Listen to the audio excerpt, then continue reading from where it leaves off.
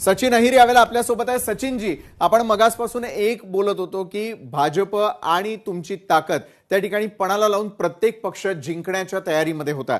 खास करून मुंबई महापालिकेसंदर्भामधलं चित्र जे आहे ते स्पष्ट होताना दिसतंय।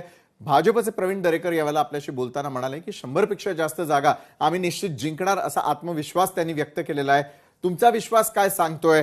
ठाकरे बंधूच मुंबईचा महापौर ठरवणार यावरती दोन्ही ठाकरे बंधू ठाम होते आणि तोच विश्वास मतदार सार्थकी ठरवतील असं तुम्हाला अजूनही वाटतंय का? हो, आताही वाटते, कारण कळ आता आपण काय फार डिफरन्स राहतले असं नाही, पण अर्थात प्रवीणजी ज्योतिषी आहेत, ते आकडे फिक्स पण सांगतील। मला माहित नाही ते 100 का बोललेत, त्यांनी फिक्स आकडे सांगितले असं तरी देखील काय हरकत नव्हतं। पण एक तुम्ही बघा, आजच तुम्ही बघितलं असेल की निवडणूक आयोगाने पण देखील महानगरपालिकेच्या प्रशासनाला एवढ्या अगोदर मतदार यादी दिल्यानंतर पण देखील ती मतदार यादी त्यांनी व्यवस्थितपणे का नाही जाहीर केली, हे आक्षेप घेतलेले आहे। मी हे यासाठी सांगतोय की एका कुटुंबातल्या 8 व्यक्तींनी एका बूथमध्ये 4 आणि दुसऱ्या वॉर्डामध्ये 4। नवी मुंबईमध्ये तर स्वतः गणेश नाईकांना 2 तास लागले स्वतःचा बूथ शोधायला।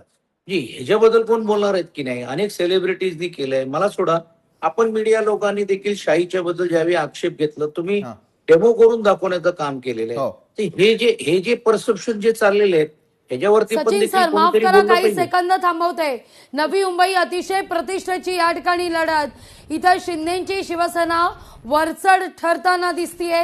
नवी मुंबईमध्ये शिवसेनेनं आघाडी घेतलेली आहे। नवी मुंबईमधली